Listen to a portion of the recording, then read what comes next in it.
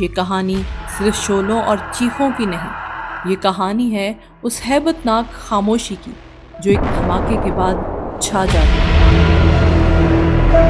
وہ خوف جو ایک لمحے میں جیتے جاگتے شہروں کو قبرستان بنا دے، اور ایک ایسی ایجاد جس نے انسان کے ہاتھ میں موت کی چابیاں تھما دی۔ نیوکلیئر ویپن، وہ جادوئی طاقت جو کسی ملک کے نقشے کو سپر پاور کی بلندی پر لے جاتی ہے اور دشمن کے دل میں وہ دہشت بٹھا دیتی ہے کہ اس کے سامنے سر اٹھانا خودکشی کے مترادف ہے۔ لوگوں کو لگتا ہے کہ ایٹم بم کی داستان محض ہیروشیما اور ناگاساکی کے ملبے تلے دبی ہے۔ اگر آپ بھی یہی سمجھتے ہیں تو آپ نے اس کہانی کا بس ٹریلر دیکھا ہے، پکچر ابھی باقی ہے میرے دوست۔ آج ہسٹری ہائیو کے اس خاص سفر میں ہم آپ کو اس خفیہ دنیا کے پیچھے لے جائیں گے جہاں جینیس سائنسدان، چلاک سیاستدان، خوف کا سایہ اور بقا کی جنگ سب ایک ساتھ ٹکراتے نظر آئیں گے۔ کیسے ایک ایٹمی چنگاری امریکہ سے نکل کر ایشیا کے تپتے میدانوں تک پہنچی، کیسے بھارت کا اسمائلنگ بدھا خاموشی سے مسکرایا، اور کیسے پاکستان نے گھاس کھا لیں گے مگر بم ضرور بنائیں گے کا نعرہ لگا کر ناممکن کو ممکن کر دکھایا۔ لڑو گے، مرو گے اور جدوجہد کرو گے، ایمان سے کرو گے، خدا کی قسم کرو گے۔ اس سب میں ہیرو کون تھا اور ویلن کون، یا شاید ہر کردار کبھی ہیرو رہا اور کبھی ویلن؟ کہانی کیا ہے، آئیے سمجھتے ہیں۔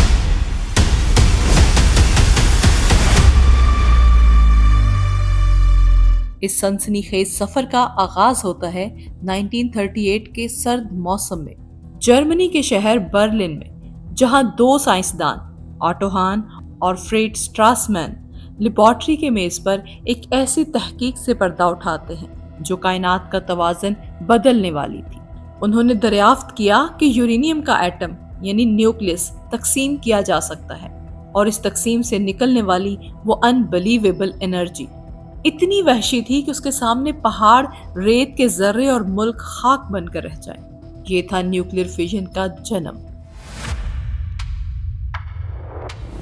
یہ خبر جنگل کی آگ کی طرح پوری دنیا میں پھیل گئی، خاص طور پر ان سائنسدانوں تک جو ہٹلر کے ظلم سے بچ کر امریکہ پہنچے تھے، جن میں آئنسٹائن بھی شامل تھے۔ انہیں خوف تھا اگر نازی جرمنی نے یہ ہتھیار بنا لیا تو انسانیت کا انجام لکھا جا چکا ہوگا۔ Und wir werden in unserem Zeichen wiedersehen!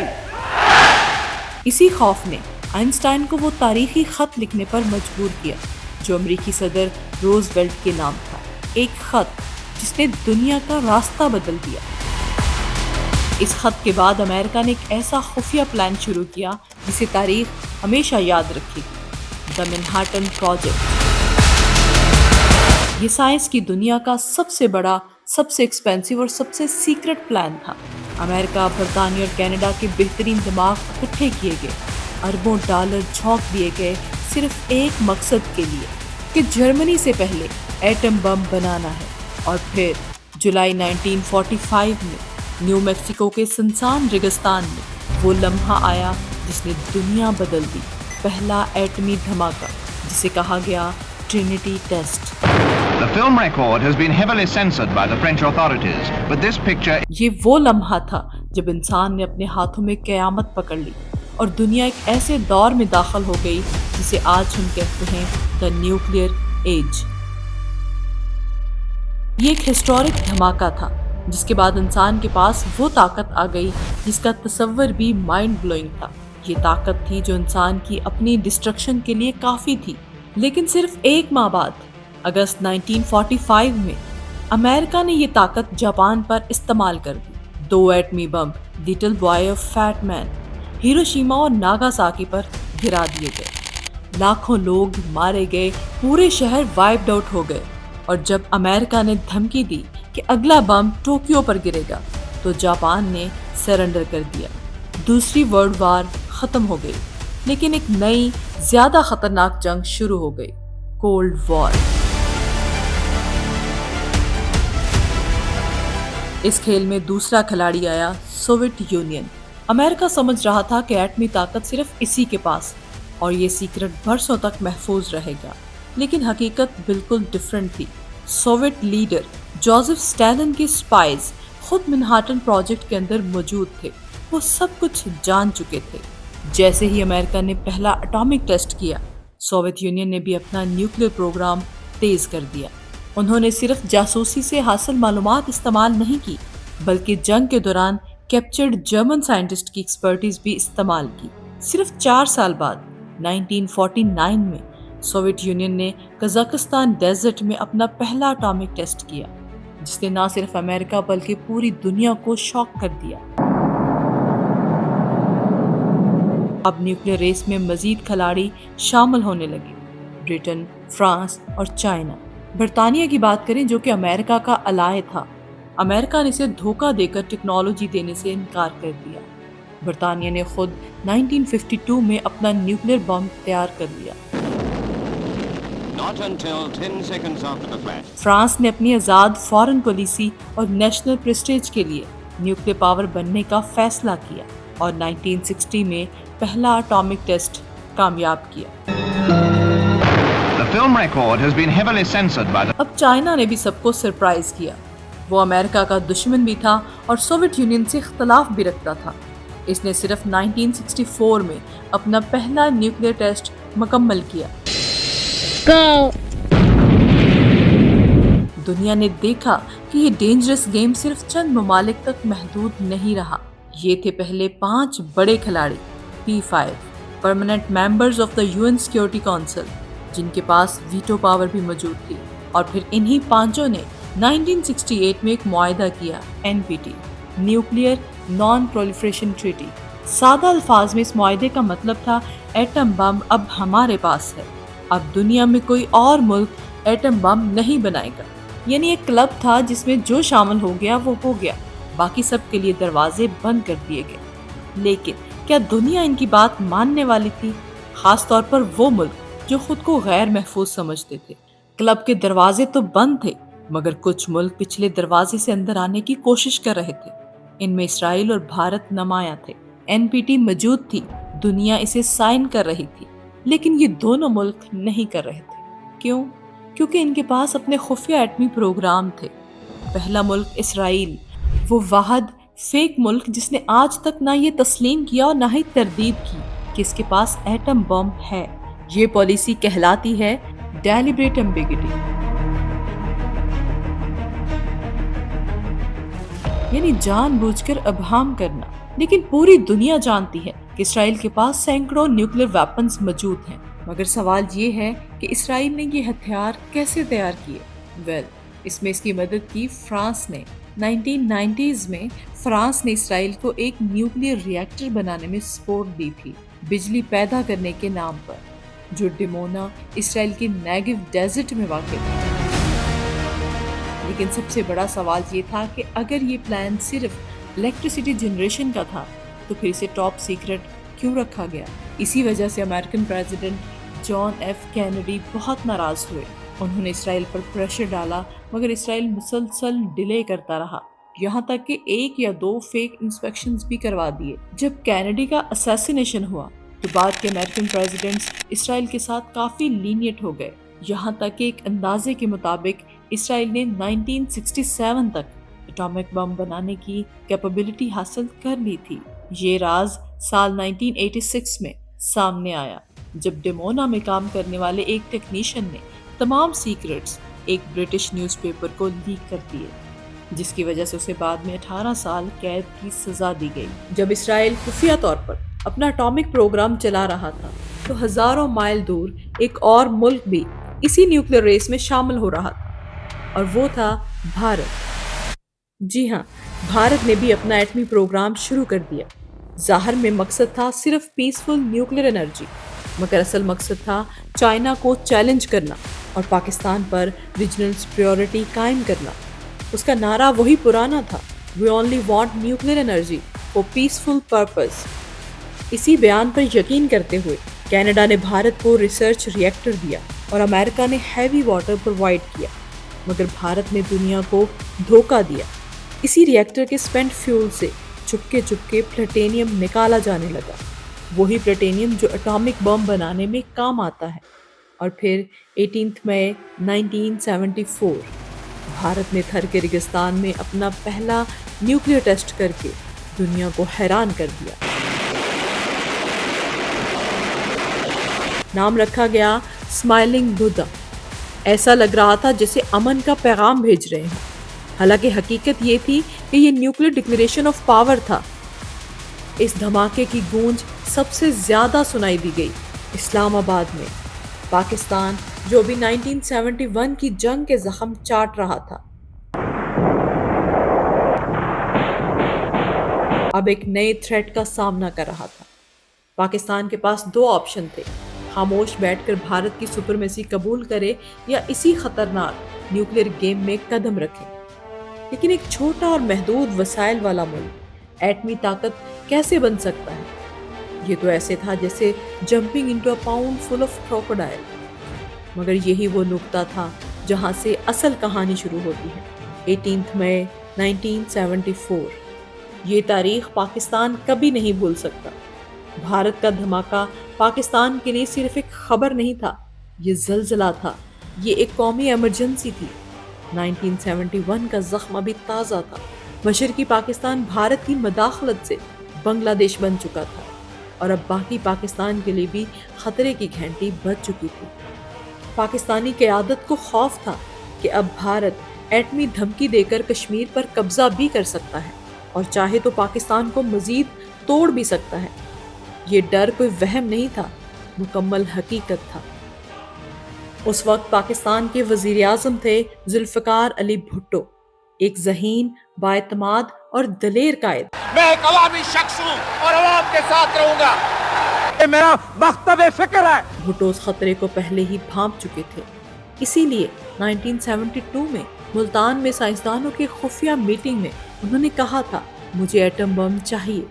لیکن 1974 کے بھارتی دھماکے نے ان کے ارادے کو فولاد بنا دیا، اور پھر وہ تاریخی جملہ کہا جس نے پوری قوم کے حوصلے کو ایک سمت دے دی: گھاس کھائیں گے، بھوکے رہ لیں گے، لیکن اپنا ایٹم بم ضرور بنائیں گے۔ ہمارے پاس کوئی دوسرا راستہ نہیں ہے۔ ہم ایٹم بم بنائیں گے اگرچہ ہمیں گھاس بھی کھانا پڑے۔ اب منزل تک پہنچنے کے دو پاسبل راستے تھے۔ پہلا راستہ تھا پلاٹینیم روٹ۔ فرانس کے ساتھ ری پروسیسنگ پلانٹ کا معاہدہ فائنل ہو چکا تھا۔ پاکستان کے لیے یہ ایک میجر اچیومنٹ تھی، لیکن پھر امریکہ نے انٹروین کیا۔ امریکی وزیر خارجہ نے بھٹو کو ڈائریکٹ وارننگ دی: اگر آپ نے یہ پلانٹ خریدا تو ہم آپ کو عبرت کا نشان بنا دیں گے۔ شدید ڈپلومیٹک پریشر کے بعد فرانس پیچھے ہٹ گیا، اور یوں پاکستان کا پہلا راستہ بند ہو گیا۔ اب باقی بچا ایک راستہ: انریچڈ یورینیم۔ یہ راستہ نہایت مشکل تھا، ٹیکنالوجی ایکسٹریملی کمپلیکس تھی، لیکن قسمت پاکستان کے لیے ایک ماسٹر کارڈ چھپا کر بیٹھی تھی۔ جی ہاں، doctor Abdul Qadeer Khan. Our missile is quite accurate, quite reliable. وہ اس وقت ہالینڈ کی ایک کلاسیفائڈ فیسیلٹی میں کام کر رہے تھے۔ وہاں سینٹریفیوجز تیار کیے جاتے تھے جن کی مدد سے یورینیم کو انرچ کیا جاتا۔ بھارت کے دھماکے کے فوراً بعد ڈاکٹر قدیر نے بھٹو کو ایک تاریخی خط لکھا جس میں لکھا گیا: I have the knowledge and I can help Pakistan out of this crisis. Bhutto نے فوری رسپونڈ کیا، انہیں پاکستان بلایا، تفصیل سے بات سنی، اور وہ لمحہ آ گیا جب پاکستان کی تقدیر نے قدیر کو چنا۔ ذوالفقار علی بھٹو ڈاکٹر عبدالقدیر خان کے پیشن، علم اور غیر معمولی کانفیڈنس سے بہت متاثر ہوئے۔ انہیں فوراً احساس ہو گیا کہ اگر کوئی یہ امپاسبل مشن کو مکمل کر سکتا ہے تو وہ یہی شخص ہے۔ اور پھر 1976 میں ڈاکٹر قدیر نے سب کچھ چھوڑ چھاڑ کر پاکستان واپس آنے کا لائف چینجنگ ڈیسیژن کر لیا۔ بھٹو نے نہ صرف انہیں مکمل اختیار دیا بلکہ پاکستان اٹامک انرجی کمیشن سے الگ ایک خود مختار ادارہ قائم کیا، KRL کوہوٹا ریسرچ لیبارٹریز۔ اسلام آباد کے قریب کوہوٹا کی پہاڑیوں میں ایک ٹاپ سیکرٹ مشن شروع ہوا، ایسا مشن جس کی بھنک تک دنیا کو نہ پڑنے دی۔ مقصد تھا سینٹریفیوج تیار کرنا، یورینیم کو انرچ کرنا اور پاکستان کو ایک نیوکلیئر کیپیبل نیشن بنا دینا۔ وقت کم تھا، خطرات بہت زیادہ، اور فیلئر کا کوئی آپشن نہیں تھا۔ مگر سب سے بڑا سوال یہاں یہ تھا کہ اتنی پیچیدہ machine, centrifuge, allies, electronic controls اور اس کے نازک پرزے، یہ سب پاکستان تک سیفلی کیسے پہنچے؟ یہاں سے وہ کہانی شروع ہوتی ہے جسے مغرب نیوکلیئر تھیفٹ کہتا ہے اور پاکستان اسے نیشنل کمپلشن۔ پاکستان نے اپنا ایٹمی پروگرام کیسے مکمل کیا؟ اس کے پیچھے 3 بڑے کی فیکٹرز تھے۔ سب سے پہلا فیکٹر تھا ڈاکٹر قدیر کا secret network. Doctor Khan نے یورپ میں موجود اپنے پرانے کانٹیکٹس کی مدد سے ایک پورا کوورٹ نیٹ ورک کھڑا کیا۔ جرمنی، سوئٹزرلینڈ، ہالینڈ، برطانیہ، کئی ممالک میں فرنٹ کمپنیز بنائی گئیں۔ یورپی تاجروں کے ذریعے سینٹریفیوج کے پرزے اور حساس اکوپمنٹ خریدا جانے لگا، جو پہلے دبئی پہنچتا، پھر وہاں سے کوائٹلی پاکستان۔ انتہائی رسکی لیکن بے حد سکسیسفل آپریشن۔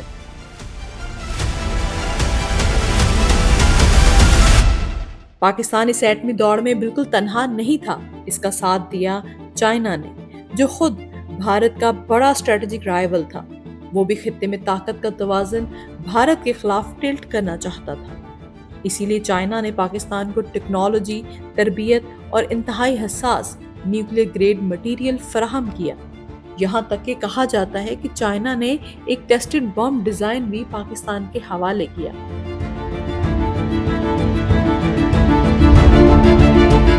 اور تیسرا کی فیکٹر جو واقعی بہت حیران کن تھا، دنیا کا خود ساختہ گلوبل پولیس مین امریکہ سب کچھ دیکھ کر بھی کمپلیٹلی سائلنٹ تھا۔ وجہ کیا تھی؟ وجہ تھی دی افغان وار۔ سال 1979 میں جب سوویت یونین افغانستان پر چڑھ دوڑا تو امریکہ کو پاکستان کی فوری، شدید اور نو الٹرنیٹو مدد کی ضرورت پڑ گئی۔ مجاہدین کی تربیت، اسلحہ اور فنڈنگ سب کچھ پاکستان کے تھرو جا رہا تھا، لہٰذا ایک ان ریٹن ڈیل ہوئی۔ آپ ہماری جنگ لڑیں، ہم آپ کے ایٹمی پروگرام کو اگنور کر دیتے ہیں۔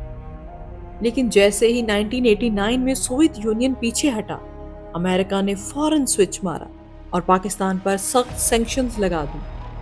کام نکلتے ہی پہچان نہ پانا، یہ تھی سپر پاور کی سپر ہائپوکریسی۔ ان تمام دباؤ کے باوجود پاکستان نے 1980 کی دہائی کے آخر تک ایٹمی صلاحیت حاصل کر لی تھی، مگر اسے انڈر دا رڈار رکھا گیا۔ پاکستان اب ایک سائلنٹ نیوکلیئر پاور بن چکا تھا۔ پھر آیا مئی 1998۔ بھارت میں بی جے پی کی حکومت آتے ہی پوکھران میں 5 نیوکلیئر ٹیسٹ کیے گئے اور پاکستان کو کھلے عام ڈائریکٹ تھریٹس دینا شروع کر دیے۔ پاکستان کی سڑکوں پر صرف ایک ہی مطالبہ تھا، گیو دا آنسر۔ فوج کی پوزیشن واضح تھی، قومی سلامتی کے لیے ریٹیلیشن ضروری ہے۔ اور دوسری طرف پوری دنیا، خاص طور پر امریکہ، شدید دباؤ ڈال رہا تھا، ڈونٹ ڈو اٹ، پابندیاں لگ جائیں گی۔ لیکن اس وقت کے وزیر اعظم میاں محمد نواز شریف کے لیے یہ ان کی زندگی کا ٹفسٹ ڈیسیژن تھا۔ آخرکار فیصلہ ہو گیا، نیشنل آنر کمز فرسٹ۔ 28 مئی 1998 چاغی کے پہاڑوں میں پاکستان نے ایسا جواب دیا کہ دنیا شیک ہو گئی۔ پاکستان نے 5 دھماکے کیے اور حساب برابر۔ 2 دن بعد ایک اور دھماکہ کیا، یعنی بھارت کے 5 کے مقابلے میں 6 ٹیسٹ کیے گئے۔ یوں سمجھے 5-6 بھی ہو گیا اور 0-6 بھی۔ پورا پاکستان جشن میں ڈوب گیا۔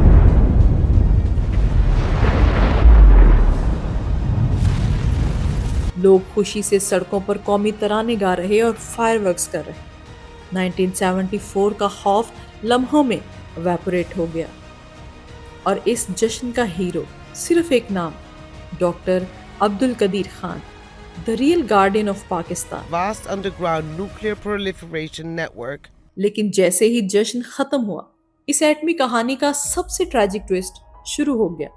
9/11 کے بعد دنیا بدل چکی تھی، وار آن ٹیرر شروع ہو چکی تھی، اور دنیا کا سب سے بڑا خوف تھا کہ کہیں ایٹمی ٹیکنالوجی یا مٹیریل دہشت گردوں کے ہاتھ نہ لگ جائے۔ اب دنیا کی توجہ صرف ایک نقطے پر تھی، نیوکلیئر پرولیفریشن۔ تحقیقات شروع ہوئیں، ایران، لیبیا، نارتھ کوریا، اور حیرت انگیز طور پر تینوں جگہ پر ایک ہی ٹریس ملا، doctor AQ Khan network. Pakistan پر ناقابل یقین دباؤ تھا۔ اس ٹائم کے صدر پرویز مشرف کے سامنے 2 چوائسز تھی، سیو دا اسٹیٹ اور سیو دا ہیرو۔ یہ کسی بھی ملک کے لیے سب سے پینفل فیصلہ ہے۔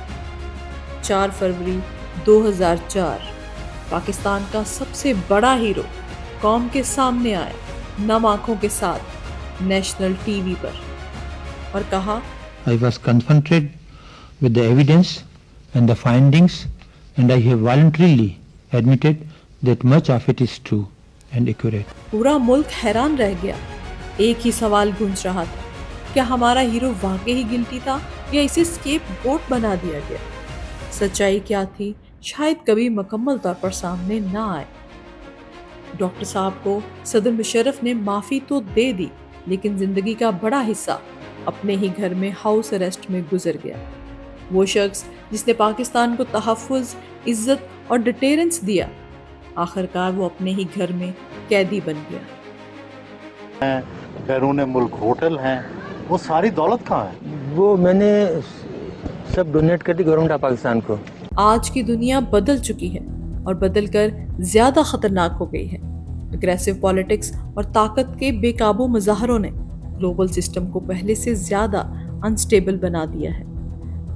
اب صورتحال یہ ہے کہ بس ایک غلط فیصلہ، ایک مس کیلکولیشن یا کسی رہنما کی تھوڑی سی گرم مزاجی پورے ملک نہیں بلکہ پوری دنیا کو نیوکلیئر ڈینجر میں دھکیل سکتی ہے۔